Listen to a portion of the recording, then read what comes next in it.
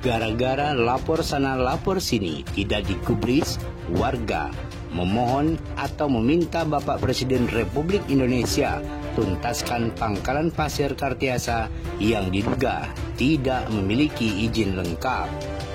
Lewat pantauan maupun wawancara khusus awak media Gen TV Indonesia, ketiga warga Dusun Jaur yang terdampak pangkalan pasir telah membuat surat pernyataan penolakan warga atas aktivitas jual beli pasir di Desa Kartiasa, Dusun Jaur RT 016 RW 007 Kecamatan Sambas, Kabupaten Sambas, Provinsi Kalimantan Barat. Ya Bu, tidak apa-apa lah Bu, sama wartawan sebentar aja Bu. Kan kunjungan kerja Ibu jauh-jauh. Kami mau motret lokasi dulu ya. Dari provinsi Bu, Ibu kan? Bu, segmen ini aja Bu. Gak patah Bu, gimana Bu? Hasil kunjungannya Bu. Biasa kami mau berita acara ya. Berita acara di mana Bu? Ibu kan dari provinsi Bu. Nanti Pak kami mau koordinasi. Ini terbenturin sungai ke Bu yang lagi ribut di Dewan itu Bu. Oh ya Bu ya. Sayang Bu ya, Ibu dari jauh-jauh datang nggak bisa segmen Bu ya. Oke, makasih Bu, makasih Bu. Yuk. Izin Pak, kita dari wartawan JNTV Indonesia hanya sedikit konfirmasi Bang tentang acara di Kartiasa, undangan lah ya Bang, tentang problema yang klasik sekali dengan masyarakat tentang perizinan, tentang tersus apa pelabuhan dermaga dan berbagai macam itu tentang pasir tuh Bang. Nah, gimana pendapat Bang? Kan pernah diundang di Kartiasa di desa sekitar aja Bang.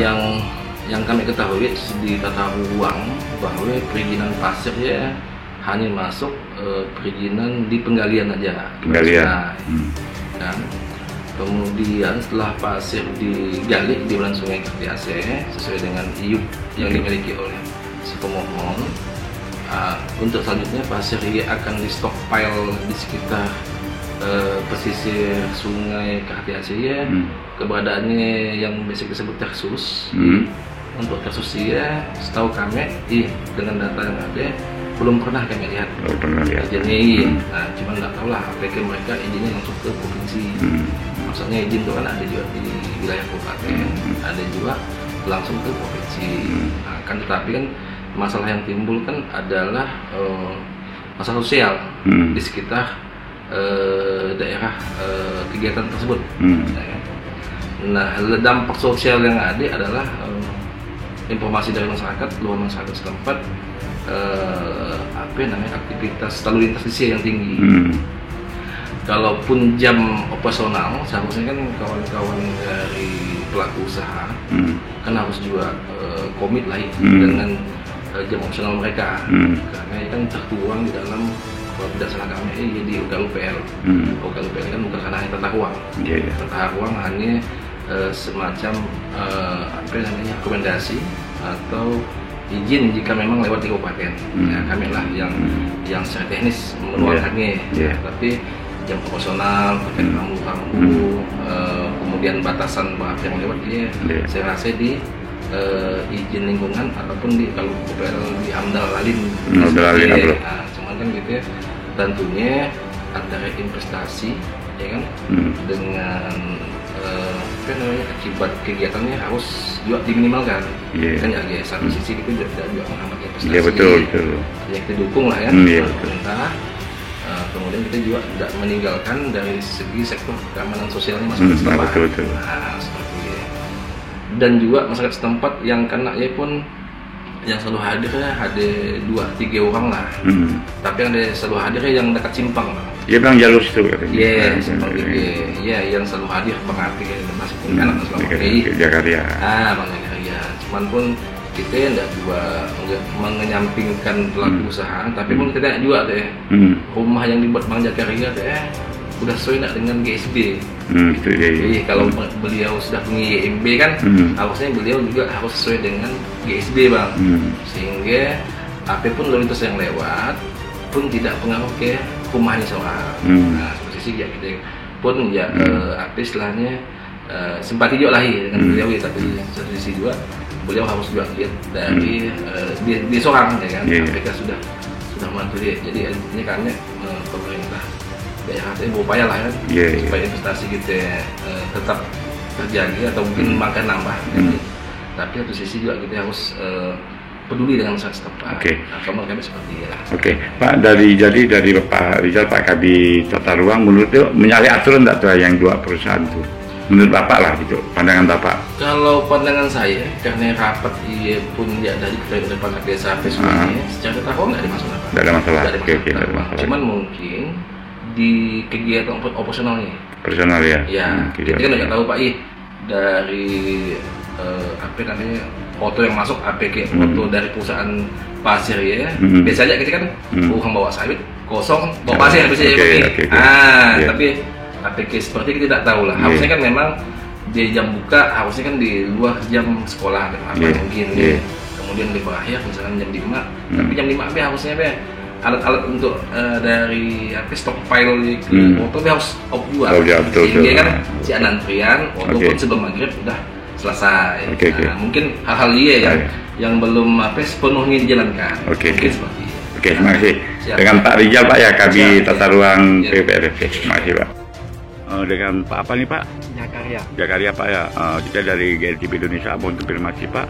Dapat informasi Pak datang dari LH Provinsi datang Pak atas laporan Bapak ya? Ya, ada LH Provinsi datang agak saya untuk menindaklanjuti laporan saya untuk ada mahkota Raja Tambah dan CV Satalindo. Apa laporan Bapak itu tentang perizinan atau apa? Tentang perizinan. Apa harapan Bapak tentang perizinan itu? Harus dibenahi semua, harus terang-menerang, harus dibuka itu. Walaupun Bapak sampai ke Kapolres itu Pak Prabowo gitu kan nanti laporannya? Prabowo saya lanjutkan, tetap saya pertanyakan perizinan dia. Perizinan Pak? Karena membuat lingkungan Bapak ya, rumah sampai miring apa gitu Pak? Sampai retak apa itu, sangat mengganggu lah pokoknya. Mengganggu Bapak ya. Oke, ada mau tambah lagi Pak? Minta Pak Presiden Prabowo tolong ditanggapi dengan keluhan masyarakat kami. Kita dari wartawan GNTP Indonesia Pak, mohon konfirmasi Pak tentang aduan masyarakat atau keluhan masyarakat Pak khusus desa Dusun Jaur Pak, desa Kartiasa tentang ada 2 perusahaan itu masalah ini Pak, angkutan pasir lah, angkutan pasir, izin pasir maupun pangkalan pasir Pak. Gimana Pak Bapak responnya tentang masyarakat itu Pak? Baik, terima kasih ya. Memang sepengetahuan kami sudah dilaksanakan beberapa kali rapat terkait permasalahan ini. Ya kan mungkin dampak dari angkutan pasir yang bertaburan di jalan yang mengakibatkan debu kalau di musim panas gitu kan, tentunya bisa saja mengganggu aktivitas masyarakat di sekitar lokasi penambangan pasir lah ya. Nah, di penambangan pasir.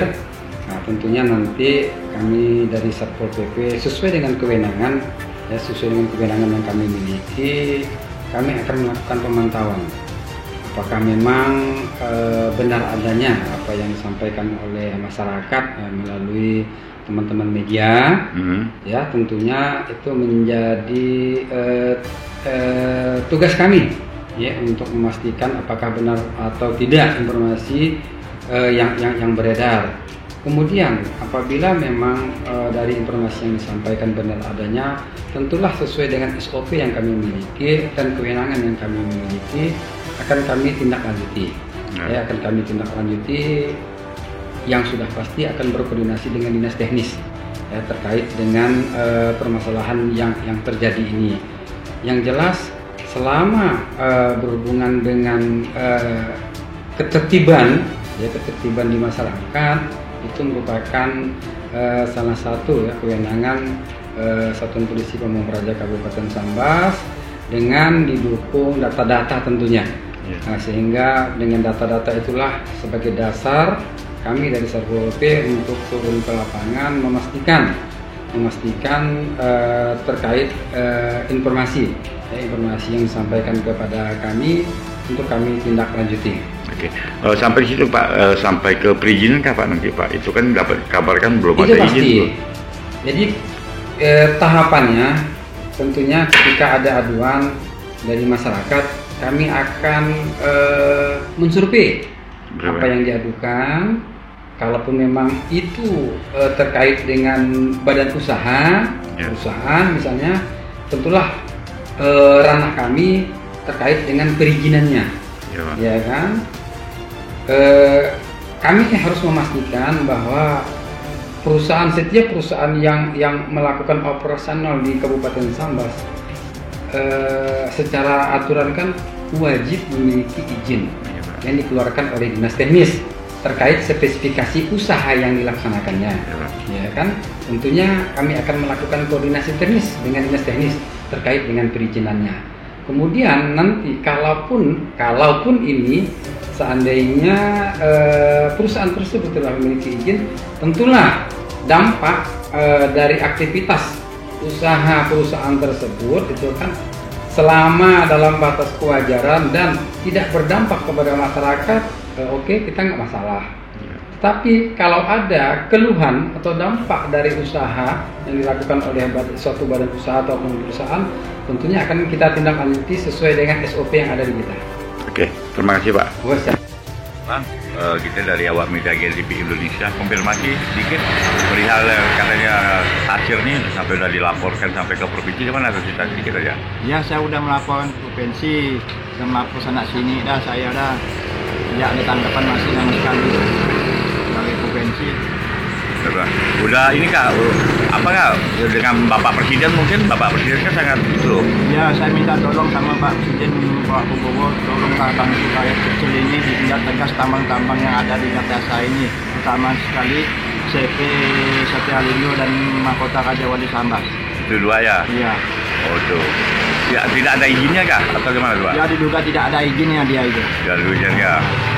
Karena Pak sampai operasi sampai dari subuh sampai malam itu gimana ceritanya? Iya, penjualannya dari subuh sampai malam dia melewati batas janji-janji yang ada dia.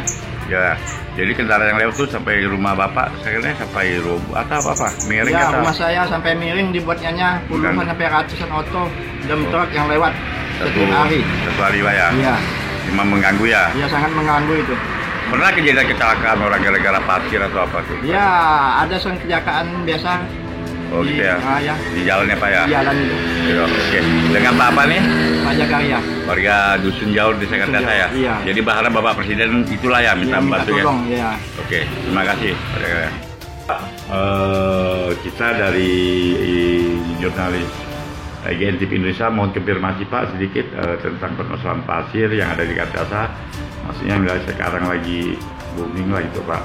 Tentang itu Pak, andal lalinnya Pak, gimana Pak penanggapan Pak? Oke, terima kasih kepada teman kita, rekan kita terkait pasir yang lagi wah-wahnya.